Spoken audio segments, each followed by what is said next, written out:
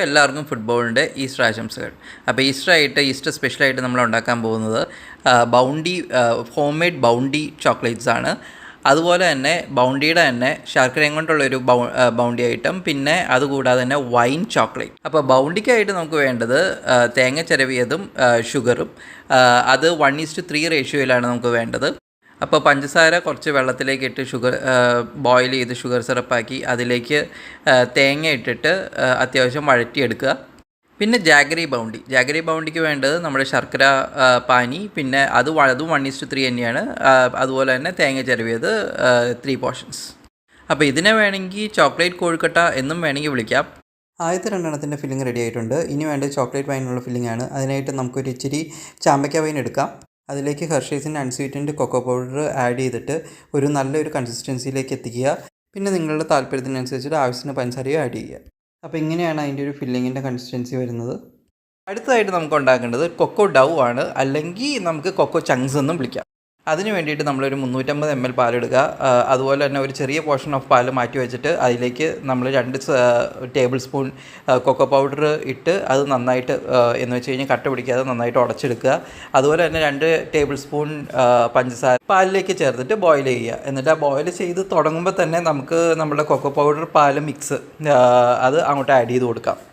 ഇനി നമുക്കിതൊരു തിക്ക് കൺസിസ്റ്റൻസിയിൽ എത്തുന്നവരെ ഇളക്കിക്കൊണ്ടിരിക്കുക എന്നുള്ളതാണ് മെയിനായിട്ടുള്ളൊരു കാര്യം.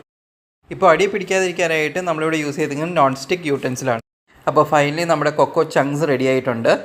ഇനി നമ്മൾ കോഴിക്കട്ടയ്ക്കൊക്കെ ചെയ്യുന്ന മാതിരി ഇത് ചെറിയൊരു പോട്ട് ഷേപ്പിലാക്കിയിട്ട് അതിൻ്റെ ഉള്ളിലേക്ക് ഫില്ലിങ് നിറച്ചിട്ട് അത് ക്ലോസ് ചെയ്യാണ്.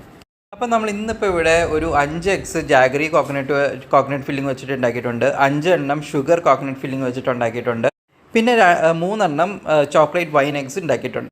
അപ്പോൾ ടേസ്റ്റ് വൈസ് ഇതിന് കിട്ടിയേക്കുന്നത് വളരെ മിക്സഡ് റിവ്യൂസ് ആണ്. അപ്പോൾ ഇതിൻ്റെ കോക്കനട്ട് അത്ര റിഫൈൻഡ് അല്ല, ബൗണ്ടി വൈ റിഫൈൻഡ് അല്ല, അത്യാവശ്യം നല്ല ച്യൂവിയാണ്. അതുകൊണ്ട് അതിൻ്റെ ടെക്സ്ചറും ഭയങ്കര ഡിഫറെൻ്റ് ആണ്. ഇവിടെ എല്ലാവർക്കും എല്ലാം തന്നെ ഇഷ്ടപ്പെട്ടു. പക്ഷേ കൂടുതൽ ഇഷ്ടപ്പെട്ടേക്കുന്നത് വൈൻ ചോക്ലേറ്റ് ആണ്. അത് കഴിഞ്ഞിട്ട് പിന്നെ വരുന്നത് ബൗണ്ടിയുടെ തന്നെ ഷുഗർ വിത്ത് ചോക്ലേറ്റ് ആണ്. അത് കഴിഞ്ഞിട്ട് പിന്നെ വരുന്നതാണ് ജാഗറി ചോക്ലേറ്റ്. പക്ഷേ ചിലവർക്ക് ജാഗറി ചോക്ലേറ്റ് കൂടുതൽ ഇഷ്ടപ്പെട്ട ആൾക്കാരുണ്ട്. ജാഗറിയുടെ ടേസ്റ്റും മറ്റേ ചോക്ലേറ്റിൻ്റെ ടേസ്റ്റും നന്നായിട്ട് ബ്ലെൻഡ് ആവുന്നുണ്ടായിരുന്നു. അപ്പോൾ ഈ തേങ്ങ ശർക്കര കോമ്പിനേഷൻ വരുമ്പോഴേക്കും എല്ലാവർക്കും ഒരു ഇലയട, കോഴിക്കട്ട ഇങ്ങനെയുള്ള ഡിഷസിൻ്റെ ഫീലിംഗ് ഒക്കെ കിട്ടും. അതുകൊണ്ടായിരിക്കണം എല്ലാവർക്കും അത് അത്ര ഇഷ്ടപ്പെടാത്തത്. പക്ഷേ ഡിഫറെൻറ്റ് ടേസ്റ്റ് എക്സ്പ്ലോർ ചെയ്യുന്ന എല്ലാവർക്കും തന്നെ 3ഉം ഇഷ്ടപ്പെട്ടിട്ടുണ്ട്. ഇത് പെട്ടെന്ന് ഉണ്ടാക്കാനായിട്ടൊരു ഈസി ഓൾട്ടർനേറ്റീവ് മെത്തേഡിൽ ഉണ്ടാക്കിയതാണ്. അതുകൊണ്ടാണ് ഈ കൊക്കോ പൗഡറൊക്കെ യൂസ് ചെയ്തിരിക്കുന്നത്. പക്ഷേ ഇതിൻ്റെ ഒരു ഒതൻറ്റിക് വേ ഓഫ് മേക്കിംഗ് ഇത് ഇങ്ങനെയല്ല. അപ്പോൾ ഒരു ട്രഡീഷണൽ ഒതൻറ്റിക് വേയിൽ ഉണ്ടാക്കണമെങ്കിൽ അതിൻ്റേതായിട്ടുള്ള യൂട്ടൻസിൽ വേണം. അതായത് ഒട്ടുരുളി വേണം, അതുപോലെ തന്നെ കൊക്കോ സീഡ്സ് വേണം, റോസ്റ്റഡ് കൊക്കോ സീഡ്സ് വേണം. ഇതിൻ്റെ ചങ്ക് കുറച്ച് ബിറ്റർ ആയിരിക്കും. അതായത് സീഡിൽ നിന്ന് ബട്ടർ റിമൂവ് ചെയ്തിട്ടില്ലെങ്കിൽ ബിറ്റർ ആയിരിക്കും. ചെയ്ത് കഴിഞ്ഞിട്ടുണ്ടെങ്കിൽ അത് കുറച്ചും കൂടെ സ്വീറ്റനായി കിട്ടും. അതൊരു നല്ല ടൈം ടേക്കിംഗ് പ്രോസസ്സാണ്. അതുകൂടാതെ 1:1 റേഷ്യോയിൽ ചങ്ക് ആൻഡ് ഫില്ലിങ്സ് വേണം.